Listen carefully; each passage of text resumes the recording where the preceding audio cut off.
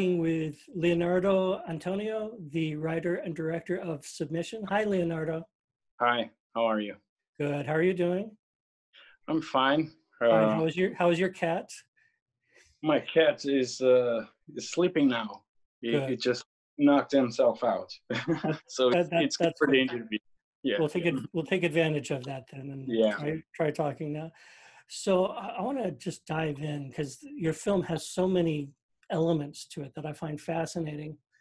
And one aspect of the film is it's almost like a study of a yeah, patriarchal society that's coming to terms with its own past, how it's treated women, and it's coming to terms with kind of feminism today. Because you have this main character who not only demands to be heard, she wants kind of a patriarchal legal system to do the right thing, and she wants them to know what to do. yeah. Uh, how accurately do you feel this portrays Portugal today? Is it more of a is is it specific to some things happening today, or is it more encompassing of just that culture of patriarchal societies in general? I was just curious what you thought about that.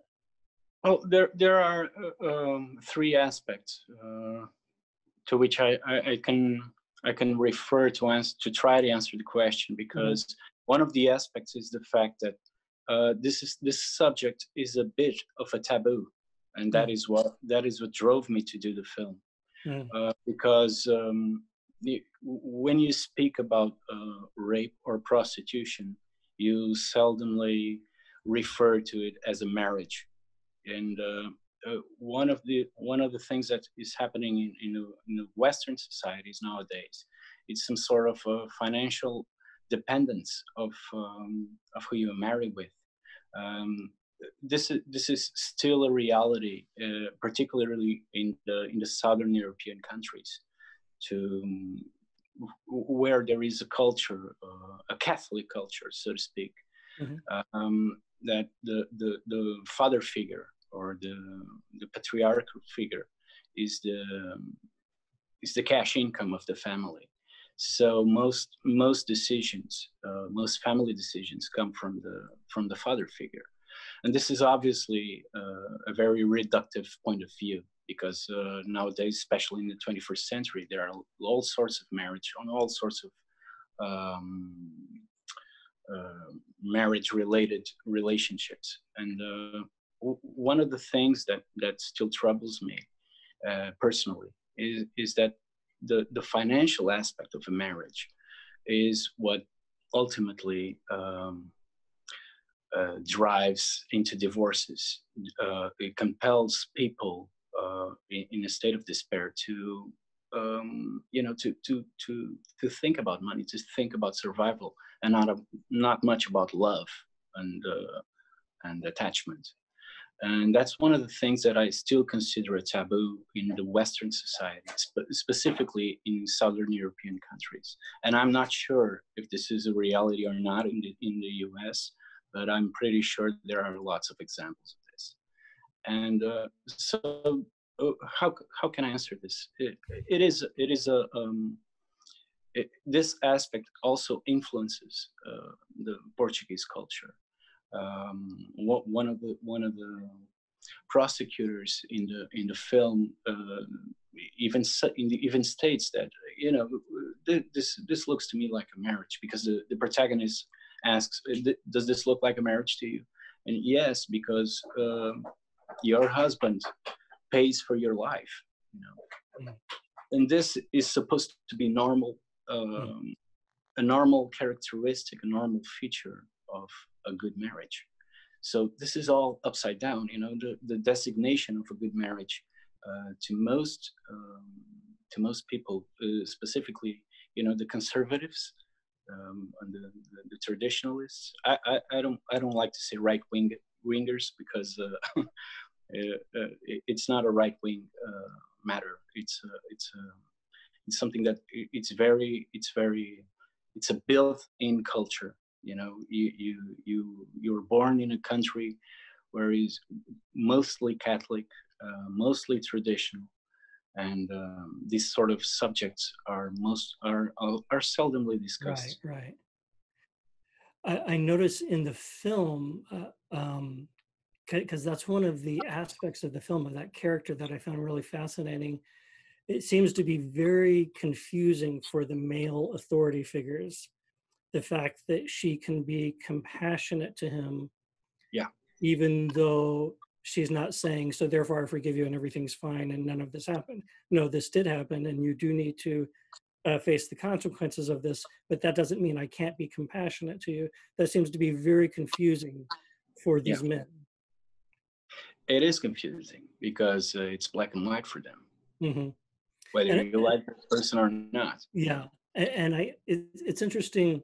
I hadn't thought about it in terms of the guilt aspect as much as the compassion aspect, because I do find that having compassion for someone who's hurt you is very confusing to a lot of people.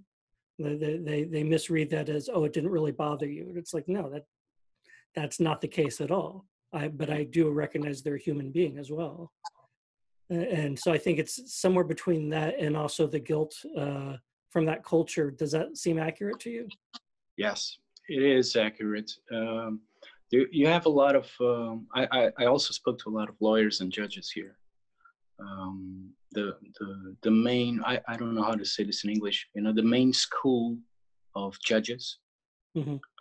here in Portugal, here in Lisbon, supported me with this project. I even spoke to the Supreme Court judges about this film, and I told them and I assured them, listen, what I'm trying to do is not to mock the government, Right. mock the legal system. I don't mean to disrespect it. Hmm. Uh, I just mean to show what is real, you know. Hmm. And this is the script. This is the story. This is how judges act. Hmm. And they even after reading the script, they said this is an urgent film because Wow. most of the things you pinpoint here are specifically the things we would like to change. In reality, yeah. There was a specific time when I was facing three judges, and they haven't read the script. They were just present in the courtroom because they gave us the set, and they asked me, okay, so what's the case about? And I told them what the case was about, specifically the side of the man, the side of the woman, and and then what's the sentence? What's the end result?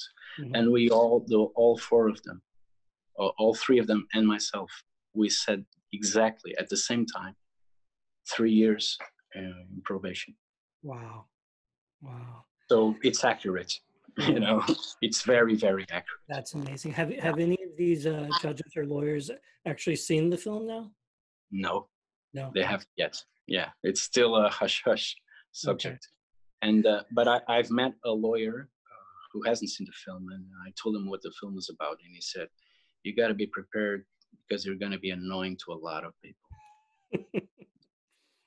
Yeah. It's going to be a a stomach punch." Right. Yeah, how we Right. say it here in Portugal. Right. uh, yeah, Tell me about your main actress. I yeah, found her performance quite amazing. yeah. How did you cast her? How did you find her? Well, to be honest, I had the idea for this film because I had a psychiatrist friend of mine who told me he was the chief of staff in the psychiatric ward of Lisbon's General Hospital, and he once told me that if you really want to solve the psychiatry related patients here in Portugal, you should address the rape and prostitution in marriage subject. If you address it correctly and politically, you'll solve most of the problems in the psychiatric ward. And this hit me, and this okay, there's a film here. I'm going to explore this subject, and I kicked off exploring it, researching, interviewing victims, interviewing aggressors, interviewing lawyers and psychologists, and it just it hit my head. Who the hell is going to to play this? You know, who's going to perform this? And I do have a little reluctance in casting Portuguese actors because they're very much used to theater and soap operas and TV shows. And in the movie making, there are very, very little um, guaranteeing actors, that guarantee a performance in film. And so I had this idea that I'm only going to do this film if I find the right actress. And then I met Yolanda. And in the moment I met her, here's Lucia. This is Lucia, and she doesn't know it. So I've worked with her in a lot of other audiovisual works. A documentary, and I also worked with her students. And I didn't tell her anything, and just one night we were having a drink with other colleagues of ours. And I said, would you like to be the main actress of my next film? And she said, wow, what is it about? And I told her what it was about.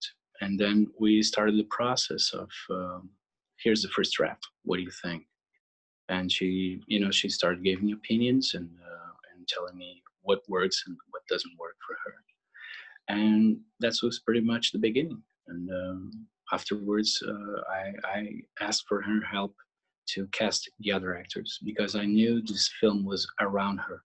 So I needed for her to be at ease at all times. I wouldn't give her an actor or an actress she was unfamiliar with, or she was unable to work with. So I gave that power to her.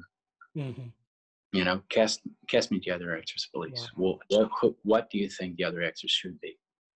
And so, it was obviously a collaboration, but it was ultimately for the good of the film. So that's interesting because that was going to be my next question, was actually how much of this was what you created? How much did she bring to it? How much of a collaboration was it? She brought a lot. The main focus of how do I put this? The main issue was regarding ambiguity, because I wanted people, and I'm sure this happens because it already happened to a lot of viewers I should have filmed to. I wanted viewers to make up their own minds of who's guilty and who's not. And there are a lot of men who is going to relate to that guy. A lot of women are going to relate to that woman. And what ultimately happens is that this is an awkward situation, and this is what drives the character to ask for help, state help. I was raped, I need help. What's right and what's wrong? That's her question. And when I wrote the script, I showed it to Yolanda, and I told her, look, I want to build an ambiguity here. And she didn't agree with that. She simply said, no, this is a heroine, a hero, and she has a path, and she's not the bad guy, she's the hero.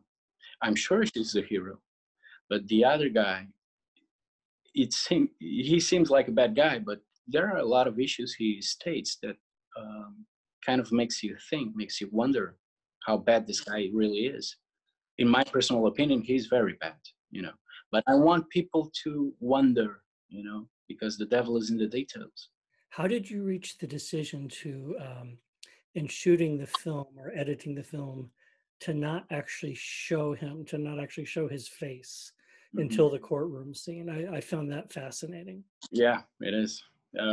Well, this is something I've learned this throughout my exposure to cinema.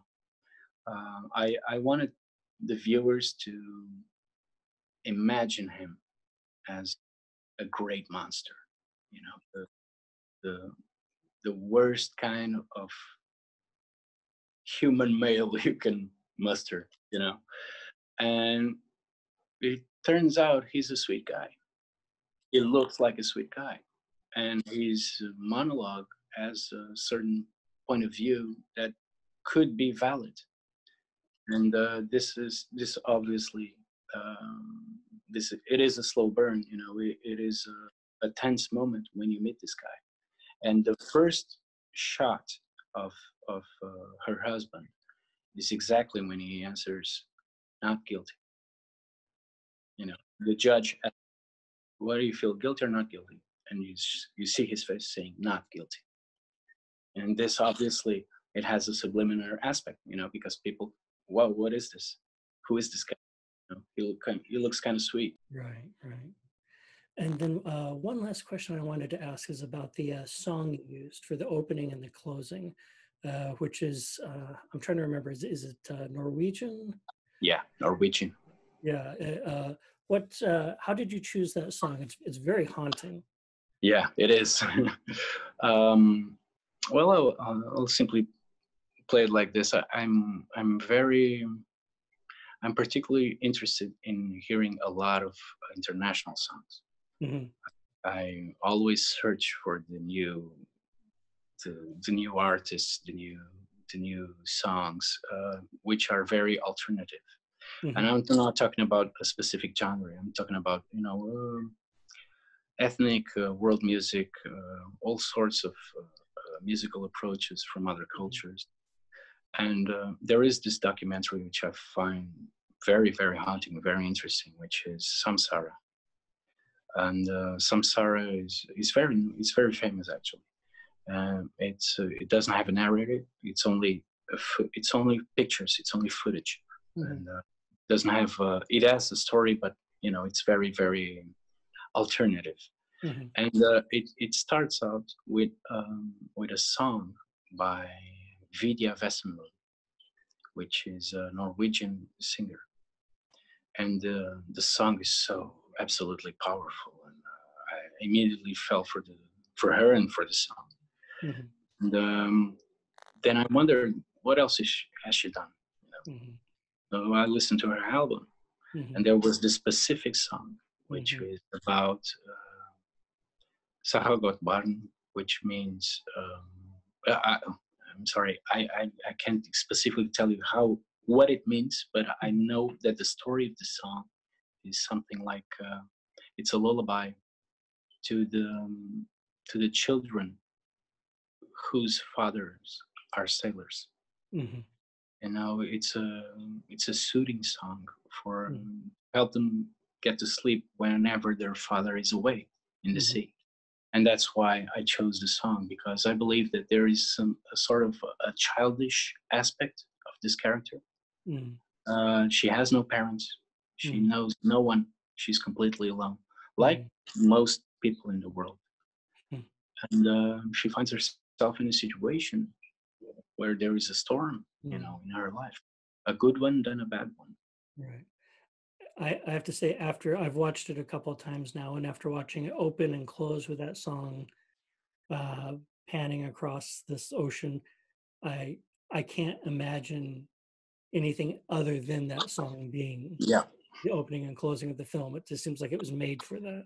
Yeah. I spoke to Vidya Vesemlund about this. You know, this is a film about this subject and that subject. And she was very specific about what she thought about this subject. And she obviously accepted the proposition of having her song in this film. So it was a very special dialogue I had with her. It even drove me even further to have the song in the film. Yeah. Leonardo, thank you so much for this time. It's been great getting to know you and to talk about your film. I hope someday we'll be able to have you actually come out here to our festival.